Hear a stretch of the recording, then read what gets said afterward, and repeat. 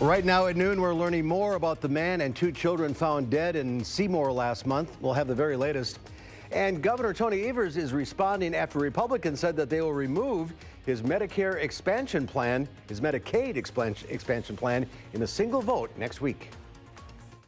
From the Channel3000.com Alert Center, this is News 3 Now at noon. Okay, welcome to News 3 Now on this Thursday afternoon. We'll get to those stories in just a bit, but first let's head over to the Weather Center. Meteorologist Dana Fulton has a look at your first alert forecast. Another dreary day. Another dreary day. It's a little gray outside. I've actually been watching our Platteville camera for the last few minutes. I had it pulled up in the Weather Center, and it looked like there was going to be a second with a break in the clouds, but it just didn't happen. So here's a live look in Platteville, our Queen Bee Radio sky cam, a thick cloud deck overhead. Every time I try to get a little sun in, it's just not in the cards for today. We're going to hold off until tomorrow. Tomorrow we will get some sun back, I promise. Now, our Doppler track has shown a few little spotty showers over the last few hours. Most of the rainfall coming through this morning, but we're not ruling out the chance to see potentially just a few more light shower spots this early afternoon. It won't be much, but you may feel a few raindrops. Looking at our cloud track, you can see a thick cloud deck over Wisconsin, but there's slowly and steadily some clearing off in western Iowa. That clearing is going to head our way. 45 right now in Madison, but 53 in Dubuque. Quite a temperature jump there. 47 in Rockford. So we have that cooler air kind of settled in central and southern Wisconsin, stretching to the east, but warmer air just to the west. And that's what we're looking forward to later this afternoon. Our temperatures still climb just a few more degrees. That breeze coming from the northeast if you're on the eastern side of Madison, coming from the northwest, though, if you're in Grant County or Lone Rock or Mineral Point. Calm breeze expected for us throughout the rest of the afternoon. It shouldn't be too bad outside, just a little dreary. And again, looking ahead to your Friday and Saturday, the forecast isn't looking too shabby. It's going to bring some sun back to the area. We'll take a closer look at what's ahead for the end of the week in just a few minutes. Something tells me there's a front right around there. There is. Ding, ding, ding. He nailed it. You would even call it a trough. Okay. Just elongated area of low pressure. We'll get to that in just a second, though. We'll break it down. Thank you, Dana. We are learning new information about the man and two children found dead in Seymour last month. Court documents say all three had stab wounds and that police had gone to the house the day before their bodies were found to investigate domestic violence. Police found the bodies of 35-year-old Andrew Poppy, 4-year-old Madeline Sampson, and 3-month-old Haley Poppy in the home on April 19th. Investigators have not identified any suspects in the deaths and say it was an isolated incident. Poppy was convicted of disorderly conduct in 2015. A school bus was involved in a crash this morning in Richland County. Richland Center police say it happened on State Highway 80 just south of Richland Center just before 7:30 this morning. Officials say a woman was driving an SUV. She was traveling south and slowed down because a vehicle in front of her was turning left. That's when a school bus operated by 62-year-old Stephen Downs failed to stop and crashed into the SUV. The woman driving the SUV was taken to a hospital. No students in the bus were injured. Downs was cited for failure to have control of a vehicle.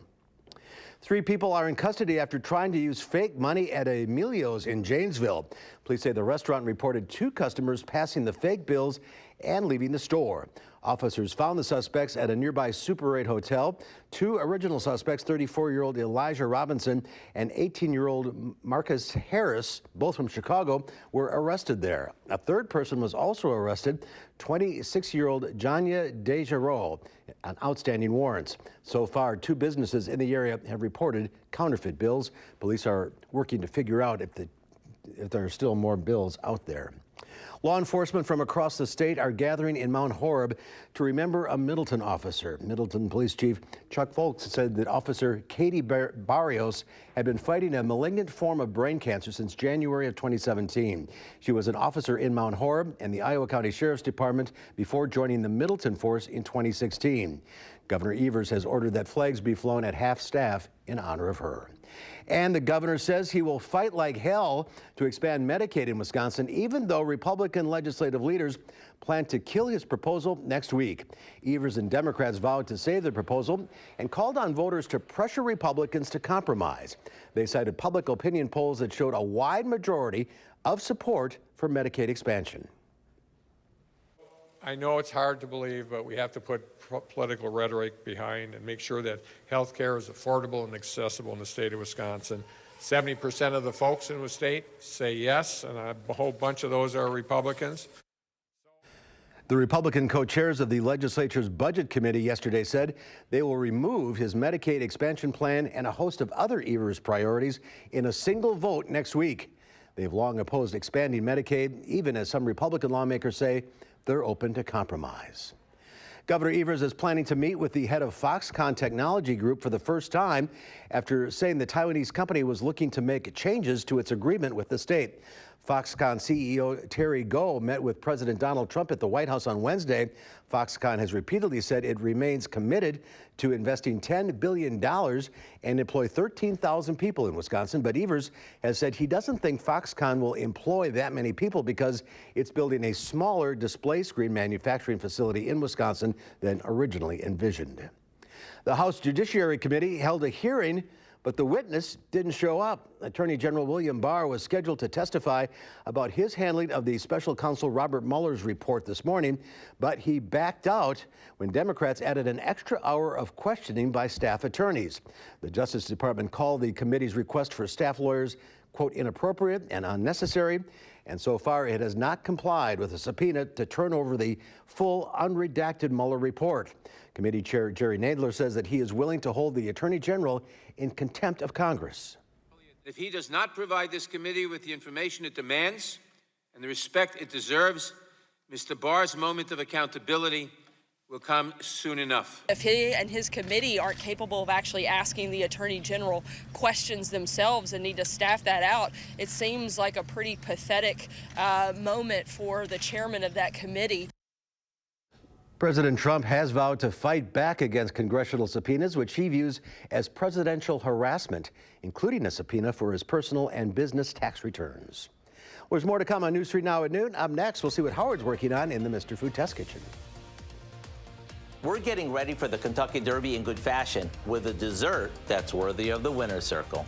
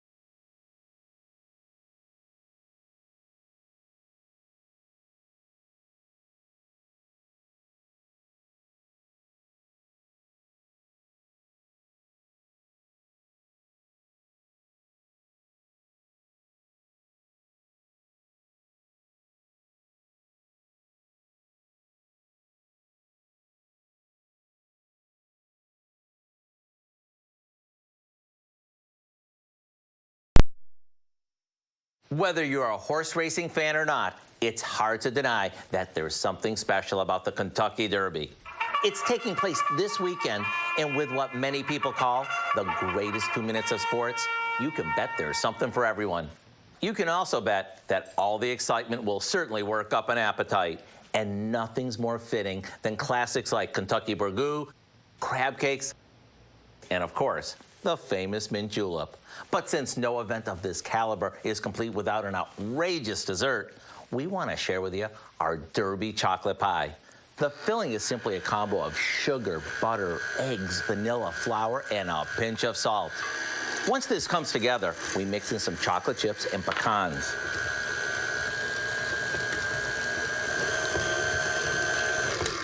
This goes into a pie shell and gets baked until the center is set, and the whole house smells amazing.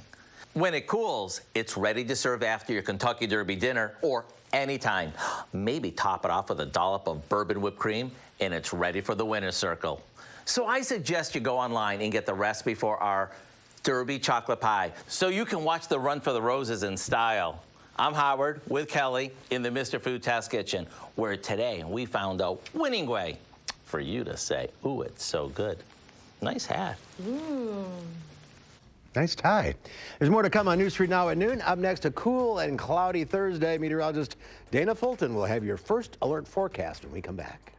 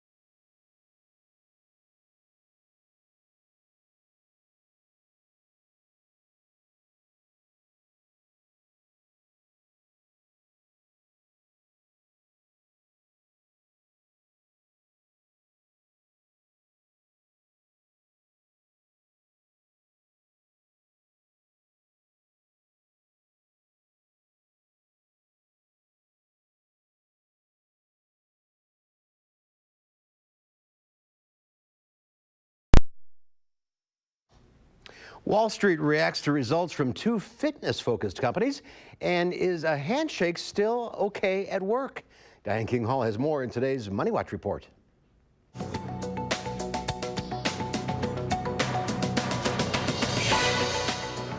Fitbit powers up. The wearable device maker says smartwatch sales more than doubled in its latest quarter. All told, it sold nearly 3 million devices. Fitbit has focused on value prices to set itself apart from competitors, such as its Inspire device, which sells for $70 to $100.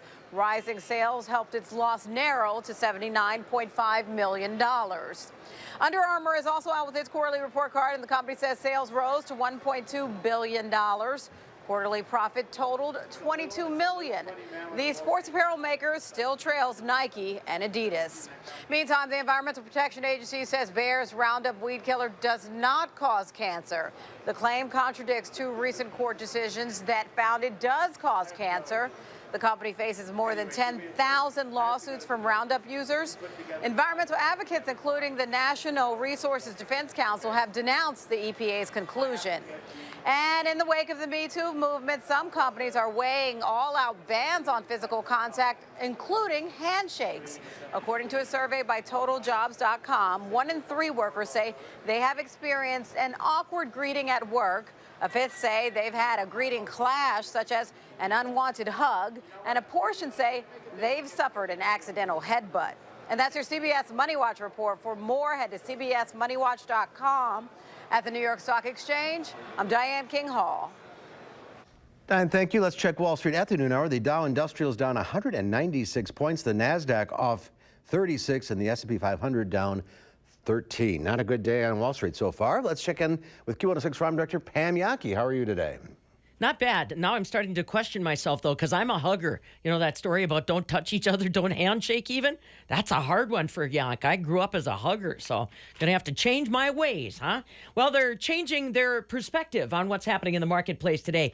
Federal Reserve had a meeting this week. I don't know if you realized it or not. One of the areas they're focused in on is the cost of energy. Holy potato bugs. The price on diesel just kind of keeps crawling up, and now we're seeing even more emphasis on that diesel price. Why? Because the Mississippi River is at flood stage. We can't get any barges moving up or down the Mississippi. Fertilizer, we got to get it out to our farmers. So the only way that we're being able to transport a lot of those goods is over-the-road trucking, and that means diesel will continue to remain strong. So that's one of the elements the market's focused in on. So today the soybeans, again, are just getting hit hard. There is a wheat tour that's going on right now. They're finding that wheat average yields are coming in a little bit better than they expected, but now that they're getting deeper into the wheat tour, they're also finding that the crop's a little bit more erratic than what they had initially thought. So that's got our wheat prices up just a little bit on the midday. There's a lot of positive talk about what happened this week in Beijing. China's delegation coming back to Washington, D.C. next week, talking all about maybe getting a deal done by mid-May with signatures in place by June. Well, believe it when we see it. Barrel cheese again today unchanged at $1.63. 40-pound block cheese down 3/4 cent at $1.65.5. The AA butter finishes their Thursday up 1/2 cent at $2.27 1/4. But am I wrong? Aren't we kind of huggers? You know, Wisconsin isn't that kind of a thing. I'm more of a head butter myself. That one I can see might be. You might want to back off on that. But yeah, I think that no touch me thing that seems very sterile to me. But yeah, I'm an old broad. You said it, not me. All right. Big hug to you, Pam. And have a dandy day. See you later. Let's go over to the Weather Center. Dana now with the forecast. We could all use a hug in weather like this. We could all use a hug. Try to stay a little warm. The sunshine will give us a hug tomorrow, hopefully. That's where we're looking for. Right now, looking at our visible cloud track, we've had a cloudy sky all day long. Some corners of Grant County have almost had a little peak of sunshine. Most of that clearing sky, though, you notice, is well off to the west for us. We're going to continue to see that cloudy sky for Madison until we get into tomorrow morning. Steadily will become partly cloudy overnight, but the sun's not going to appear for us until tomorrow. Now, we did see some showers this morning. Right now on our Doppler track, we do have a few little shower spots, and there is a chance still through the rest of the afternoon, even though most of the rain is off to the east, to maybe see just another little light rain shower pop up for us. Not enough that you really need the umbrella, then enough that you walk outside and say, man, with that rain coming on through. Again, as Mark pointed out earlier, with that change of the wind direction, we have this trough, this area of low pressure stretching all the way through the center of Wisconsin down to southern Illinois. And as it crosses on over, it's pushing that moisture east for us, or driving that moisture right on through. Behind it, we'll have a clearing sky with some high pressure settling on in. That gives us sunshine heading into your Friday and Saturday. To the south, though, we are looking at some shower chances. Some very, very strong storms for southern Illinois and Missouri. Again, they're a little more focused on that their area of low pressure being just a little stronger, or it's not so much. Also, it's just a little cooler up here. Don't get that heavy, severe weather when it's this cool outside. Again, a slight chance for another shower this afternoon and early this evening. Overnight, our skies will become partly cloudy. By tomorrow, we're actually looking at a variably cloudy sky, some sun in the morning, and then some clouds building in later on in the day. Saturday, we will see a partly sunny sky, so it'll be just a little nicer outside for Saturday. And we have a chance for showers starting to develop heading into Sunday, so you get to enjoy the sun just a little bit before Sunday. Overnight, temperatures will fall close to 40 by Friday morning. So overall, pretty average start to the day. Some sun early, and then in the afternoon, as some clouds build on in and we will have some warmer air in place, we may see a slight chance for a shower. Not a great chance for us on Friday, but not really ruling out the possibility again to deal with some light rainfall for us in the afternoon. Our RPM model not even bringing a great chance for any sort of rain coming through. By Saturday morning, temps again close to 40. A clearer sky on Saturday and another seasonal day. Temps will be in the mid to upper 60s for afternoon highs. Over the next 12 hours, we are going to add just a few more degrees on, looking to get into the mid to low 50s for our afternoon highs, similar to yesterday. Again, it really depends on the next few hours. If we can get that front across, then we get some warmer air, or that low pressure across, we'll get some warmer air in, and our temps will climb just a little more. And then, of course, we will cool down overnight, landing close to 40 for early in the morning. Overall, just a mostly cloudy sky with some patchy fog developing for us heading into Friday morning. Temperature-wise, we'll be close to 60 for Friday afternoon with some sun. By Saturday, there's that sunshine really coming through, upper 60s for our afternoon highs. We'll be in the upper 60s on Sunday also, but Sunday is going to bring the threat for some showers and thunderstorms creeping in later in the day. Next week, temps will be more seasonal, but we stick with this showery, soggy forecast. Slight shower chances early in the week, and then another system could be bringing in a little more significant rainfall for the middle and end of next week. Well, we won't focus on that. We will focus on the chance for some sun tomorrow morning. And I'll take this cool weather compared to severe weather. Absolutely. Any day of the week. Absolutely. We can put on a jacket and we can leave the storms to the south. I agree. Thank you, Dana. There's more to come on News 3 now at noon. I'm Max. Marissa DeGrooch from the Dane County Humane Society is here with our pet of the week. We're going to meet Scooter when we come back.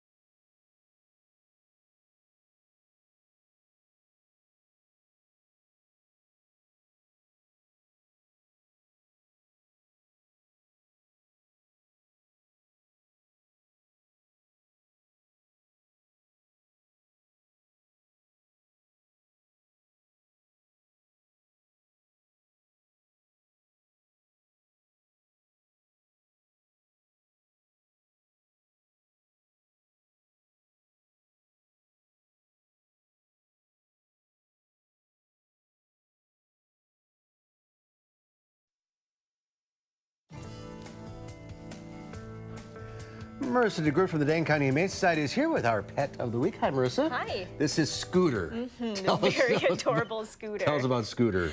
So Scooter here is a young adult, and we think that maybe he's some sort of pit bull terrier, maybe French bulldog mix. Oh, those ears. Those aren't pit bull ears. Yep, and this is pretty much full grown for him, we think. So he's going to stay kind of a petite guy. And he was found abandoned? Yeah, but we found him stray, possibly abandoned in a dog park in Madison.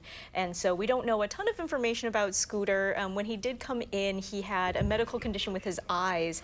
So we had to do a little bit of a procedure on those, but now he is healthy and happy and ready for a great home that can kind of keep up with his active lifestyle. So he's about 1 year old? Yep, about 1 year old, so that young adult, which means, again, he's almost full grown, but he still has a lot of learning to do. But he's smart. He is very smart. He has a wonderful sit. And the thing about Scooter is sometimes new situations can be a little bit scary for him. But once he gets comfortable, then he goes, oh, yeah. I'm kind of a puppy. He seems right at home here. Yes, he does. And he's great with meeting new people. And I think as long as he's getting a nice slow introduction to a new home, he's going to do great with a lot of different families. He's the perfect size. He really is. He's just kind of a petite guy, but still kind of energetic, looking to go out on those nice runs or walks. He likes Dennis. Yes. Behind camera 2 over there. All of our dogs always do. All right, you have a fun activity this weekend. Yep, so if you're looking for something fun to do on Saturday, May 4th, you can head out to the Essen House. They have their Mayfest going on from noon to 6:30.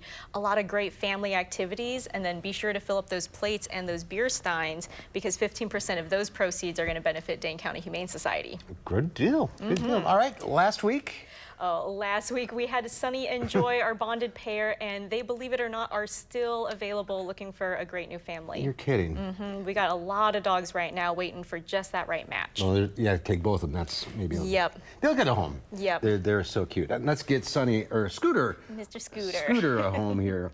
Thanks, Marissa. Thank you. Go to the website giveshelter.org for information on Scooter and everybody else available there. 838-0413. See you next time. And Dana has one final check of the forecast. Scooter's little ears are just killing me. Right now it is cloudy outside for us. We do have the slight chance for a few more showers to creep in, though most of the rain is out of here. It's really slid off to the east for us. The visible cloud track again showing our overcast sky. That's not going to change through the rest of the afternoon. We'll hold off until tomorrow to actually see some sun move on in. 45 currently in Madison. Notice though, La Crosse at 54 and Dubuque at 53. So that warmer air will be moving in. Temps will be in the mid to low 50s for our afternoon highs. Just have some patience. That's our time for now. We'll see you back here at 4. Have a great afternoon.